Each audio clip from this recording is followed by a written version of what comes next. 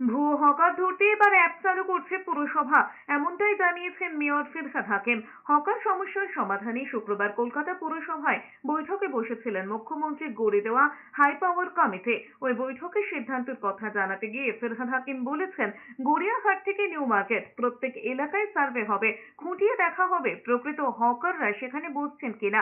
এজন্য একটা অ্যাপ তৈরি করা হচ্ছে। জিপিএস এর মাধ্যমে সংশ্লিষ্ট মার্কেটের প্রত্যেক হকার আধার কার্ডের সঙ্গে ওই অ্যাপের লিংক করা থাকবে। মাঝে মধ্যে সারপ্রাইজ ভিজিট হবে। যদি দেখা যায় যার নামে ওই অ্যাপের লিংক করা রয়েছে তার পরিবর্তে অন্য কেউ সেখানে বসেছেন, তবে সঙ্গে সঙ্গে সেই হকারের রেজিস্ট্রেশন বাতিল হবে।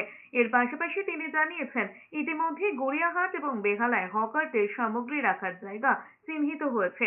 হাতিবাগানের জায়গার খোঁজ চলছে। পাশাপাশি পার্কিং এর ক্ষেত্রেও বিশেষ পদক্ষেপ নিচ্ছে পুরসভা। 3-4 ব্যাসে আমরা সার্ভে অলরেডি শুরু করে দিয়েছি।